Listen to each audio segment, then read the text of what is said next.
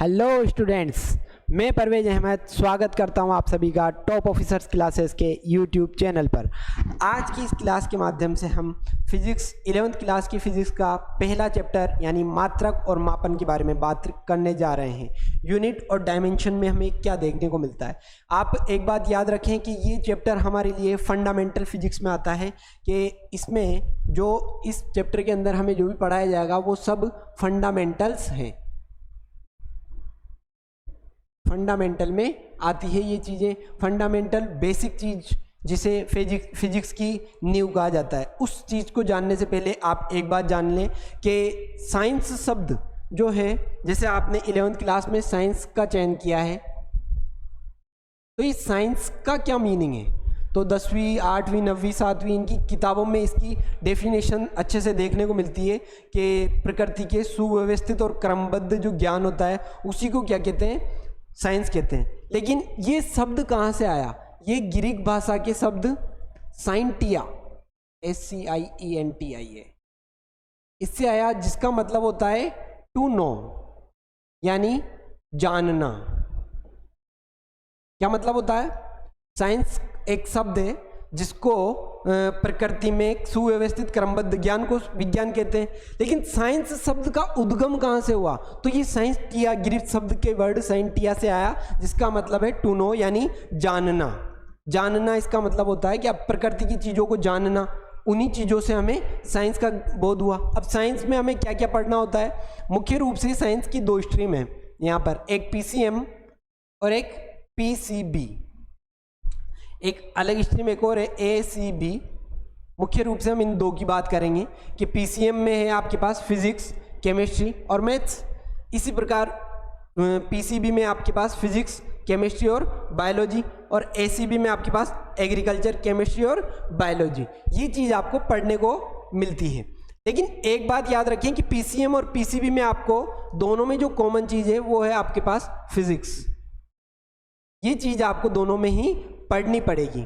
अगर आप मैथ्स का चयन करते हैं तब भी आपको फिजिक्स पढ़नी पड़ेगी, और अगर आप बायोलॉजी लेते हैं तब भी आपको फिजिक्स पढ़नी पड़ेगी। अब मेन बात करते हैं अपन फिजिक्स पे। ये फिजिक्स कहाँ से आई,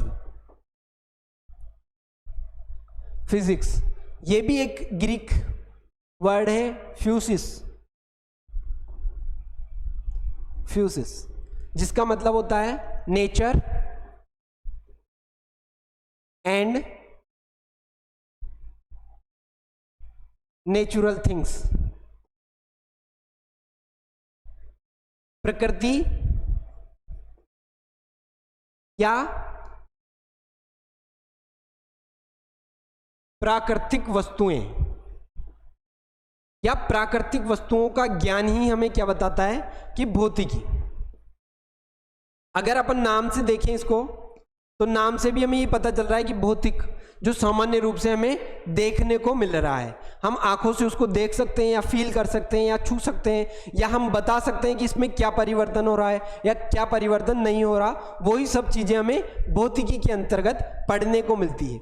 अब मैं आपको जब सिलेबस बता रहा था तब मैंने इसके दो पार्ट्स आपको बता दिए थे, चिरसम्मत भौतिकी और आधुनिक भौतिकी, यानी क्लासिकल फिजिक्स,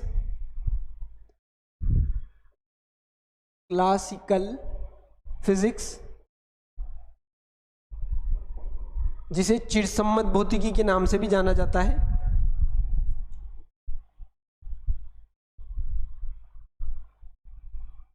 ठीक है, और दूसरी थी अपने पास मॉडर्न फिजिक्स।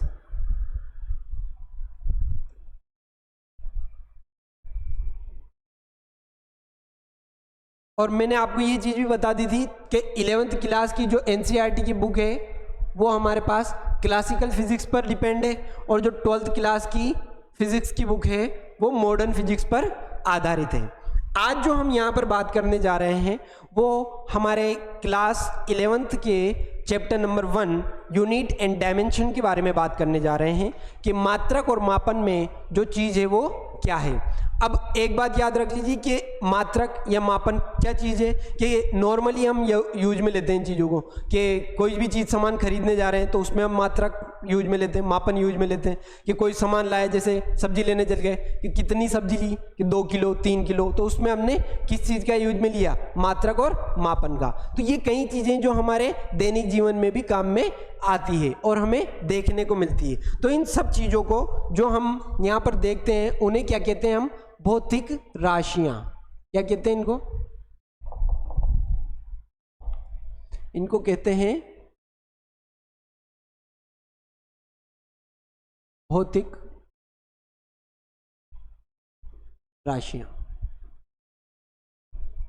कि ऐसी राशियां या ऐसे गुणधर्म जिनका मापन संभव हो, उन सबको क्या कहते हैं अपन, भौतिक राशियां। जैसे यहां लिख देता हूं मैं, वे सभी राशियां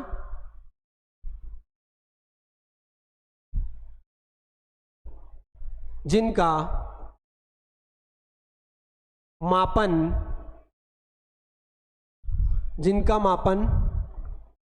संभव हो,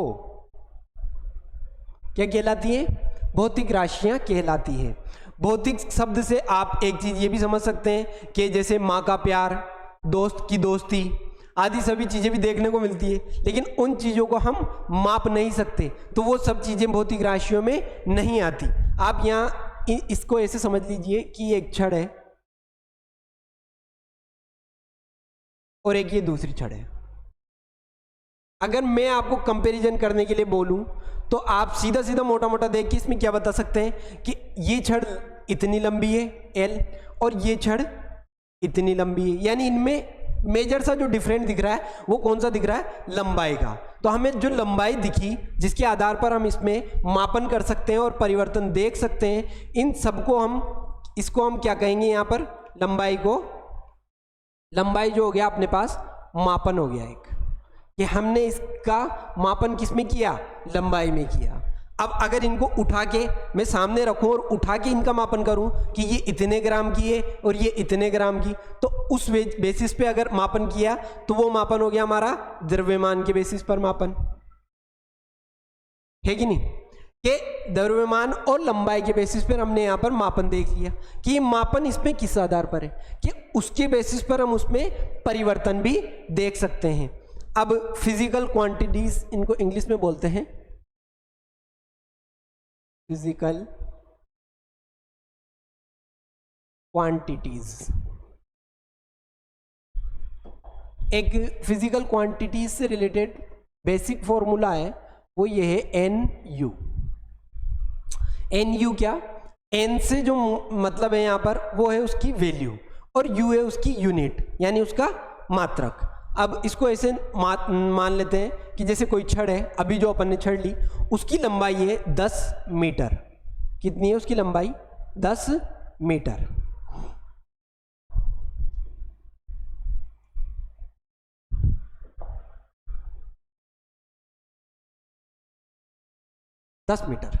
अब इसमें हमारे पास दो चीजें देखने को मिलती है, कौन कौन सी, पहली वैल्यू,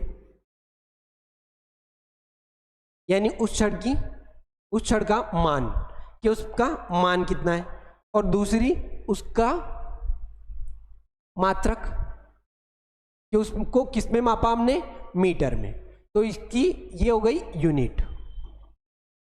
तो जो N है, N तो हमारे पास वैल्यू है और U है उसका यूनिट। इस बेसिस पे हमें ये चीज पता चल गई। अब ये चीज हमारे पास क्या आती है, कई बार ये फॉर्मूला हमारे पास काम आ जाता है कि N1 U1 बराबर N2 U2।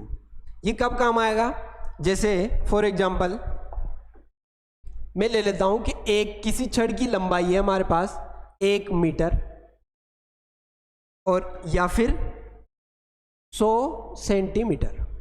ठीक है, बात तो एक ही है दोनों में कि या तो 1 मीटर लिखूं मैं या 100 सेंटीमीटर लिखूं, बात तो एक ही है ना भाई। 1 मीटर को भी 1 मीटर को 100 सेंटीमीटर लिख सकते हैं, लेकिन ये बात हमें मात्रक और मापन वाला जो सूत्र पढ़ा है हमने, Q बराबर NU, इससे सिद्ध करना पड़ेगा है। अब ये है हमारे पास 1 मीटर, इसमें N की वैल्यू है 1 और U की वैल्यू है मीटर। इसी प्रकार इसमें N2 की वैल्यू 100 और N1 की U2 की वैल्यू सेंटीमीटर।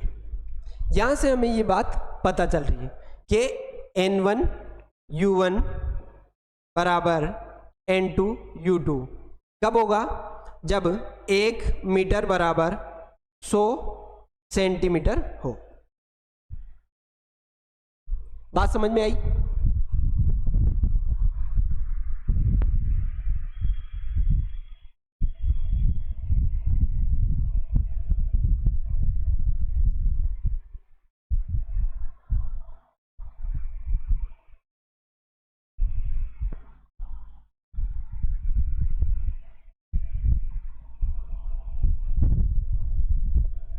तो यहां से हमारे पास कौन सा फॉर्मूला आ गया कि Q is equal to N1 U1 बराबर N2 U2।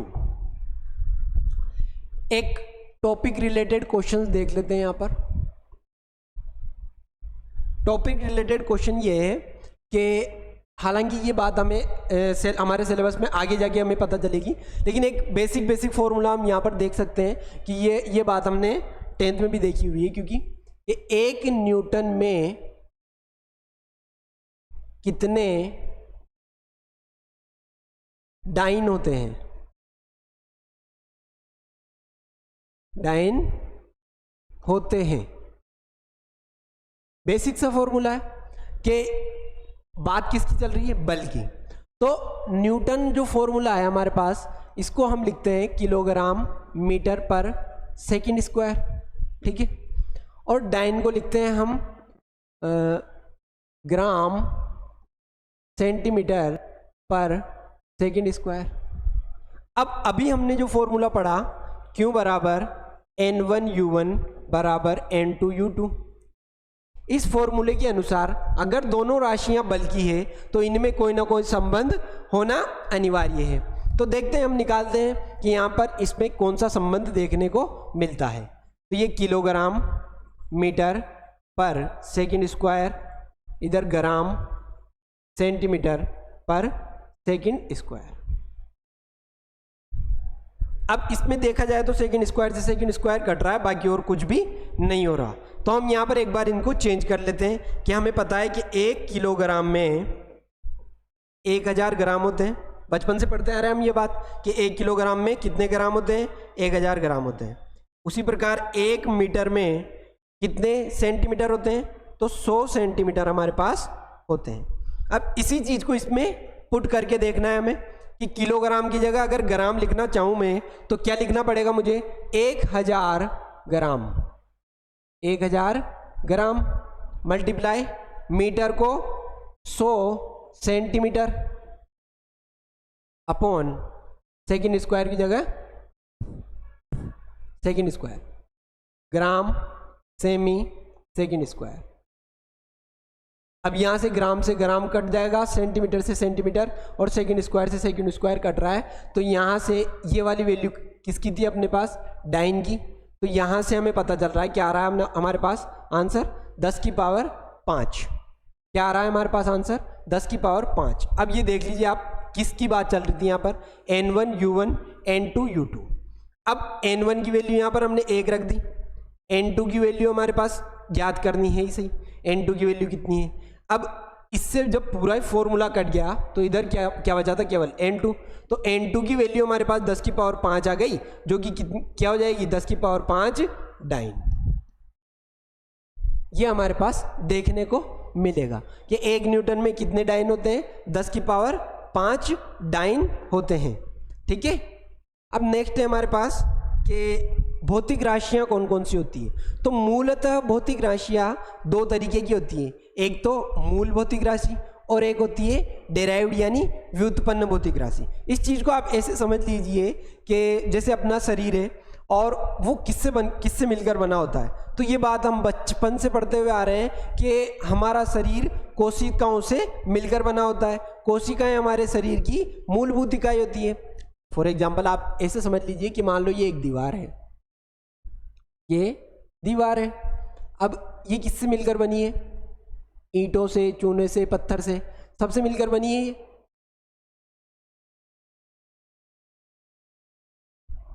ठीक है। तो इसमें जो ईंटें हैं वो ईंट क्या है इसकी, मूलभूत इकाई है इसकी, या मूल इकाई है, फंडामेंटल क्वांटिटीज बोल सकते हैं इसको। और जो पूरी दीवार इनसे मिलकर बनी, उस दीवार को हम क्या कह सकते हैं, ये दीवार इसकी डेराइव्ड या व्युत्पन्न हुई है। इन मूलभूत इकाइयों से मिलकर ही क्या बनी है, हमारे पास एक दीवार बनी है, जिसे हमने क्या कहा यहाँ पर, व्युत्पन्न दीवार कहा, या व्युत्पन्न क्या, दीवार कहा। ठीक है, अब इस तरीके से हम देख लेते हैं यहाँ पर कि हमारे पास भौतिक राशियां दो प्रकार की होती है। कौन कौन सी? पहली मूलभूत भौतिक राशियां,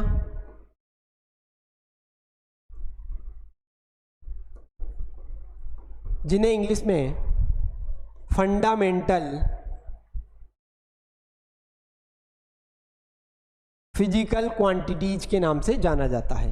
दूसरी है हमारे पास व्युत्पन्न भौतिक राशियां, जिन्हें डेराइव्ड फिजिकल क्वांटिटीज के नाम से जाना जाता है। अब यहाँ पर हम देख लेते हैं कि कौन कौन सी हमारे पास भौतिक राशियां मूल है और कौन कौन सी व्युत्पन्न है। इससे पहले एक चीज़ मैं आपको बताना चाहूँगा कि जो भौतिक राशियाँ हैं, अब जैसे क्या हुआ, जब भौतिक राशियाँ नहीं चलती थी उससे पहले, जब हमारे इंडिया में और जगह पे लोगों को मापन में कई दिक्कत आती थी, जैसे अमेरिका में या अंग्रेजी इलाके, उनमें चलता था पाउंड। क्या चलता था उनमें? पाउंड। और हमारे चलता था पाव समझते हैं? पाव, 2 किलो, 2 पाव, 3, ये कोई सब्जी लेने जाते हैं तो कहते हैं ना 10 की पाव, 15 की पाव, तो वो वाला पाव हमारे पास चलता था पाव, और वो चलते थे पाउंड। लेकिन जब क्या बोलते हैं, ग्लोबलाइजेशन हुआ, धरती एक होने लगी, लोग इधर के लोग इधर आने लगे, तब इनको दिक्कत आने लगी। ये इधर आके बोलते ये इतना पाउंड सामान दे दो, तो वो नहीं समझते थे, और ये जब उधर जाके कहते थे कि इतना पाव सामान दे दो, तो वो नहीं समझते थे। तो इससे क्या है, हड़बड़ी मच गई कि हो क्या। तो जो बड़े बड़े साइंटिस्ट थे, उन्होंने कहा कि सब चुपचाप बैठ जाओ, हम तय करेंगे कि क्या होगा क्या नहीं होगा। तो वो एक आई IUPAC, ये international union pure and applied chemistry, इसने कुछ नाम दिए और उसने कहा कि इंटरनेशनल लेवल पर केवल इन्हीं नामों को देखा जाएगा, उन आधार पर ही हम देखते हैं। अब इन्होंने क्या है, भौतिक पद्धतियां दी, भौतिक राशियों की कुछ पद्धतियां। कौन सी पद्धतियां थी वो देख लेते हैं। क्यों पद्धतियां कौन कौन सी थी, कि पूरी दुनिया में जहां भी चल जाओ आप, इन्हीं पद्धतियों पर काम किया जाएगा।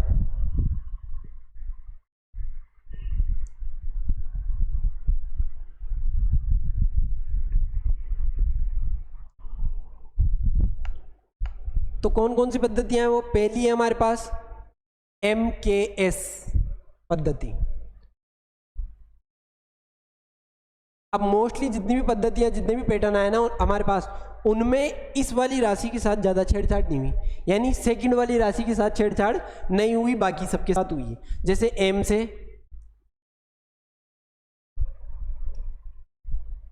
मास, या इसे द्रव्यमान कह सकते हैं, है ना, सॉरी,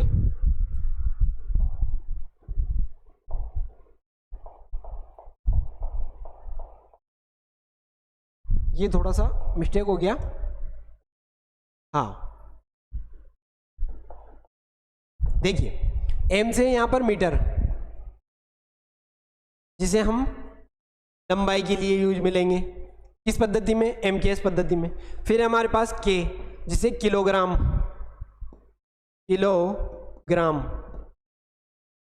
द्रव्यमान के लिए यूज में लेंगे। किसके लिए? द्रव्यमान के लिए यूज में लेंगे। और फिर है हमारे पास S, जिसे सेकंड समय के लिए यूज में लेंगे।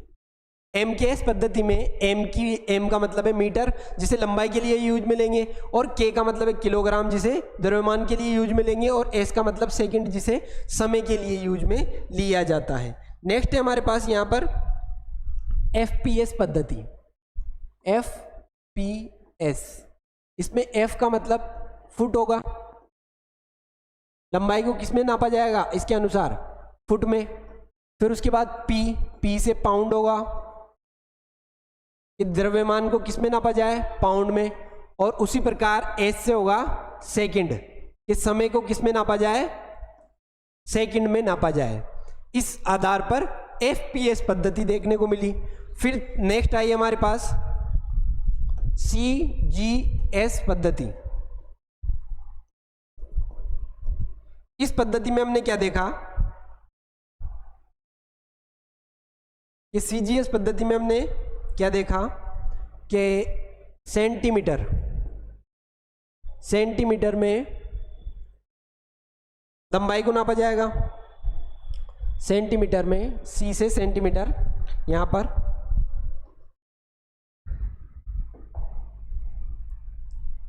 C से सेंटीमीटर जिसे लंबाई में नापा जाएगा।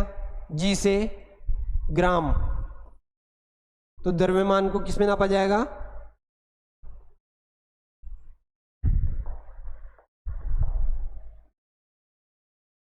लंबाई को सेंटीमीटर में, द्रव्यमान को ग्राम में।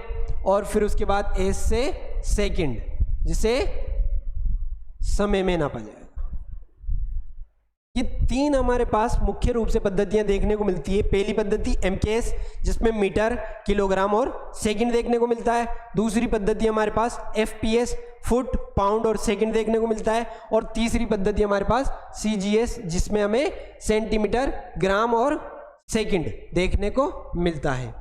अब हम यहाँ पर बात कर लेते हैं हमारे उसी चीज की कि मूल भौतिक राशियां और व्युत्पन्न भौतिक राशियां कौन कौन सी होती है। तो हम यहाँ पर यही बात कर रहे थे कि मूलभूत भौतिक राशियां या मूल भौतिक राशियां वो होती है जो पर्टिकुलर फंडामेंटल्स होती है, या उन्हें चेंज नहीं किया जा सकता, या उनमें परिवर्तन तो संभव है लेकिन आप वो कहीं से व्युत्पन्न नहीं हुई है। फॉर एग्जाम्पल के तौर पर देख लेते हैं कि चाल, आपने 10वीं में पढ़ी होगी कि चाल क्या होती है। चाल होती है साहब दूरी बटे समय, ठीक है।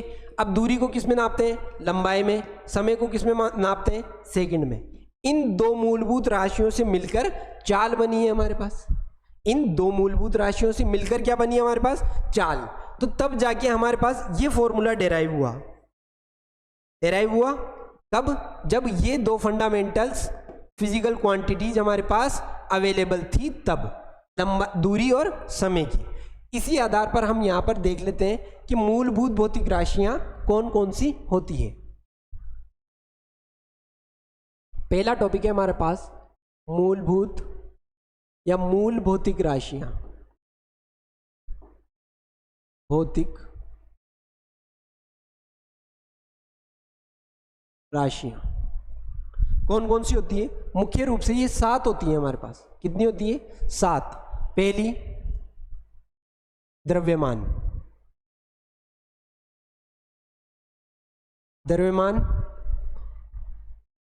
जिसे किलोग्राम में नापा जाएगा। ये कौन सी यूनिट्स है, SI यूनिट्स। किलोग्राम मतलब हिंदी में या इंग्लिश में कैसे भी लिखो एक ही बात है। द्रव्यमान को किलोग्राम में नापा जाएगा। इंटरनेशनल यूनिट्स के नाम से जाना जाता है इनको, जो यहाँ पर लिखी रहती है। उसके बाद नेक्स्ट है हमारे पास लंबाई को किस में नापा जाएगा, मीटर में। फिर है समय, या जिसे सेकंड में नापा जाएगा। किस में नापा जाएगा, सेकंड में। ये इंटरनेशनल यूनिट्स के हिसाब से हमारे पास, SI यूनिट्स के हिसाब से, ठीक है। नेक्स्ट है हमारे पास पदार्थ की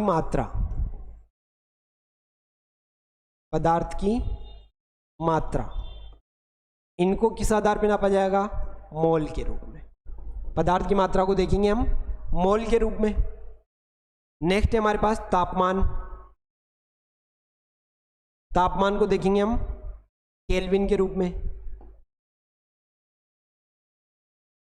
केल्विन एक साइंटिस्ट का नाम भी है तो जहाँ पर भी साइंटिस्ट का नाम आ जाता है उसे कैपिटल लेटर्स के रूप में लिखते हैं।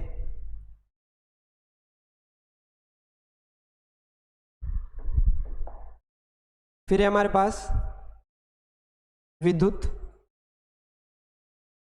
धारा, और नेक्स्ट है ज्योति तीव्रता। ज्योति तीव्रता को नापा जाएगा कैंडेला में, जिसे CD, ये भी एक साइंटिस्ट का नाम है तो इसलिए इसमें C कैपिटल और D स्मॉल आया है, कैंडेला।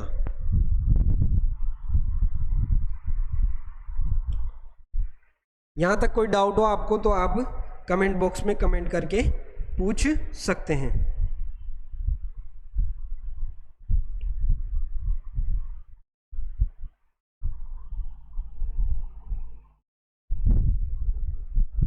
ठीक है, द्रव्यमान को किलोग्राम में, लंबाई को मीटर में, समय को सेकंड में, पदार्थ की मात्रा को मोल में और तापमान को केल्विन में देखा जाता है, विद्युत धारा को एम्पियर में और ज्योति तीव्रता को कैंडेला के रूप में हमारे पास देखने को मिलता है। ये क्या थी सब हमारे पास मूलभूत भौतिक राशियां या फिजिकल क्वांटिटीज, कौन सी, फंडामेंटल फिजिकल क्वांटिटीज थी। और ये जो कैपिटल है ये किसी न किसी के नाम है। आपने विद्युत धारा का तो सूत्र भी देखा होगा, आवेश बटे समय, आवेश बटा समय होता है। अब आप तो ये कह सकते हैं कि इसको तो तोड़ पा रहे हैं, फिर हम इसको क्यों कैसे मूलभूत राशि कहते हैं? तो आवेश को कहीं रूप से, मतलब डायरेक्ट रूप से हम वो गणना नहीं कर सकते उसकी, जैसे लंबाई की कर सकते हैं, दूरी की कर सकते हैं, उस हिसाब से आवेश की गणना डायरेक्ट रूप से संभव नहीं है। इसी वजह से हमने एम्पियर यहाँ पर विद्युत धारा का वो मूलभूत राशि में जोड़ा है। अब ये 7 जब ज्ञात हो चुकी थी उसके बाद भी क्या हुआ, 2 भौतिक राशियां बच गई अभी भी। तो 2 भौतिक राशियां बच गई तो उनको क्या कहा, पूरक भौतिक राशियां कहा उनको। क्या कहा उनको? पूरक भौतिक राशियां।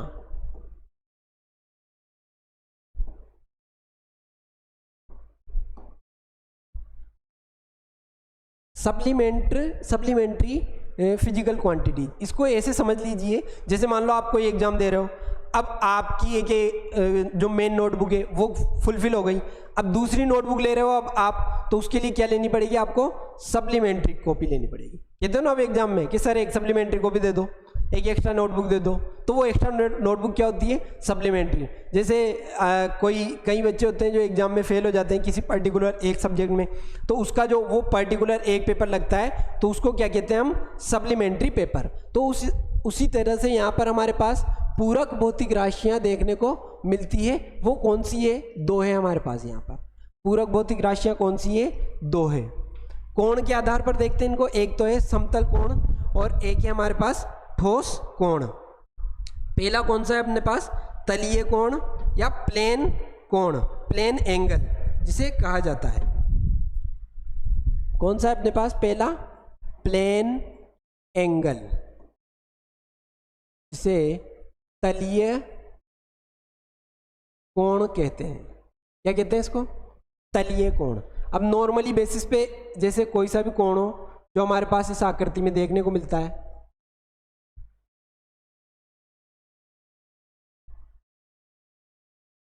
ये सब कौन से होंगे? तलीय कोण होंगे। और ये हमारे पास किस में आएंगे? ये हमारे पास आएंगे पूरक भौतिक राशियों में। इसमें आएंगे ये सब पूरक भौतिक राशियों में। दूसरी है हमारे पास ठोस कोण, या जिसे बोलते हैं हम इंग्लिश में सॉलिड एंगल, ठोस कोण।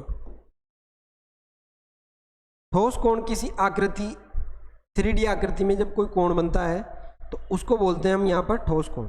सॉफ्टी होती है, सॉफ्टी आइसक्रीम, तो उसमें जब वो कोण बनता है ना उस आइसक्रीम में, तो जब वो जो कोण बन रहा है उसी को क्या कहते हैं अपन यहाँ पर?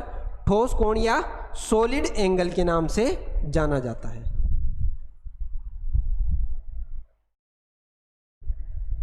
सॉलिड एंगल,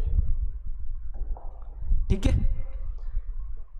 यहाँ तक आज की क्लास में हमने देख लिया। अब नेक्स्ट क्लास में हम इसकी विमाओं के बारे में, और नहीं, पहले व्युत्पन्न राशियाँ, फिर उसके बाद विमीय सूत्र और विमीय समीकरण के बारे में देखेंगे। एक बार हम देख लेते हैं कि आज हमने क्या क्या देखा। यहाँ पर आज हमने यहाँ पर देखा कि भौतिक राशियाँ क्या क्या होती है। पहले हमने साइंस को समझा कि साइंस क्या होती है, तो साइंसटिया सबसे आई, जिसका अर्थ टू नो, जानना होता है। फिर उसमें पार्ट्स देखे कि पीसीएम, पीसीबी और एसीबी होता है, जिसमें फिजिक्स फ्यूसिस वर्ड से आया, जिसका मतलब नेचर और नेचुरल थिंग्स होती है। फिर हमने नेक्स्ट देखा यहाँ पर कि भौतिक राशियाँ या फिजिकल क्वांटिटीज क्या होती है, तो वे सभी राशियाँ जिनका मापन करना संभव हो, जिनकी गणना करना संभव हो, जिन्हें तोला जा सके, जिन्हें मापा जा सके, उन सभी क्वांटिटीज को या उन सभी राशियों को क्या कहेंगे अपन, भौतिक राशियाँ कहेंगे। यहाँ पर एग्जाम्पल के तौर पर हमने छड़ ली, जिसे लंबाई के रूप में माप कर देखा।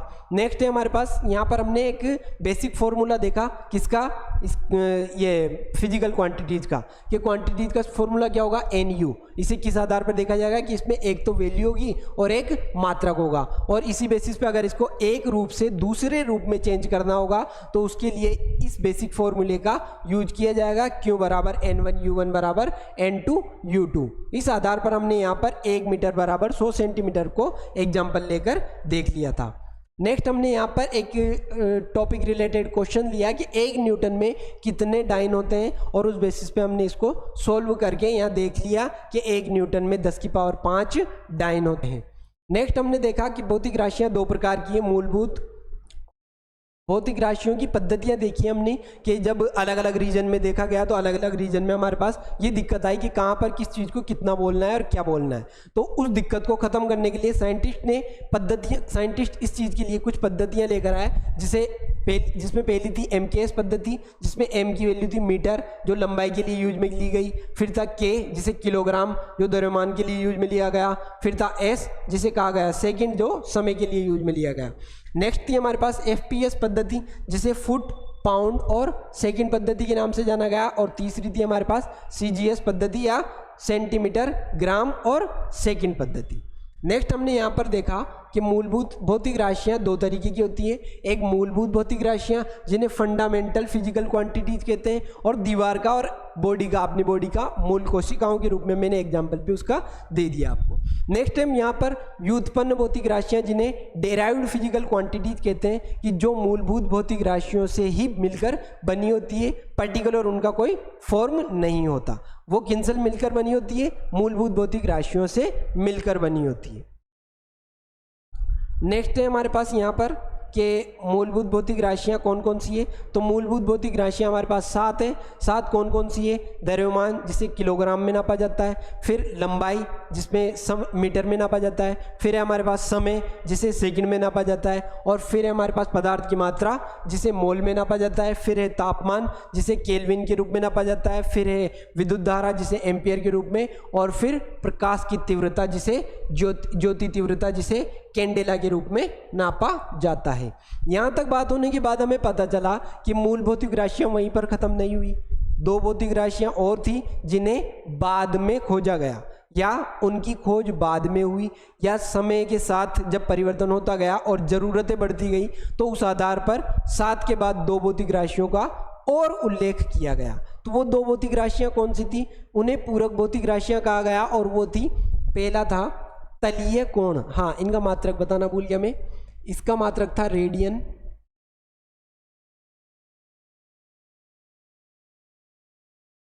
तलीय भौतिक राशियाँ, तलीय कोण, जिसे रेडियन में मापा जाता है। और सॉलिड एंगल या ठोस कोण, इसे स्टेरेडियन में नापा जाता है।